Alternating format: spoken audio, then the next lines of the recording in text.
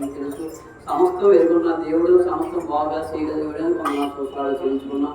మరి ఎప్పటి నుంచో తండ్రి మందిరంలో మరి ఇక రేవట్రబాదం ప్రార్థించి వచ్చారు మీ భక్తులు, మీ పరిసరకులు అందరూ కూడా మీ సేవకులు ప్రార్థించిన రీతిగా మీరు దయచేసి ఈ బాధలు కూడా ఆశించుకున్నాం తండ్రి. దీన్ని మాకు దయచేసిన ఆశించుకున్నాం.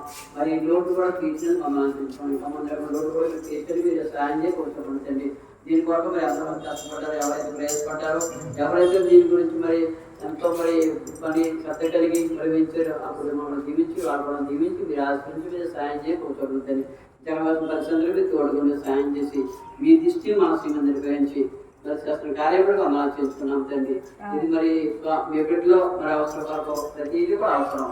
మరి దాన్ని మొత్తం మీ బిడ్డలు ప్రార్థించిన ప్రార్థన రీతిగా మీరు చేసిన కార్యం కూడా మీకు ఎన్నో వందనాలు స్తోత్రాలు చేయించుకోండి. మీకు ఏమి ఇవ్వగలదు, ఏమి మనకి ప్రేమించి ఈ రీతిలో మరి జరిగిన కార్యం కూడా మీకు వందనాలు స్తోత్రాలు చేయించుకుంటూ ముందు పరిసరతో మీరు జ్ఞాపించి మీరు సాయం చేసుకుంటారని చెప్పి సోమవారం పరిస్థితుల్లో మీరు తోడుగా మీరు సాయం చేసి చూపించి కలిగినంటారని చెప్పి మరొకసారి ఇంకా మందిరం లోటు మరి వాటి సెడ్యూస్లో ఇప్పుడు సాయం చేసి మీరు చూపించి కలిగినంటారని చెప్పి మీరు దృష్టి మనసు నుంచి ముందు పరిసరం దీన్ని సాధించారని చెప్పి మా ప్రభులు మనసును ప్రార్థించి వెళ్ళుకున్నాం తండ్రి.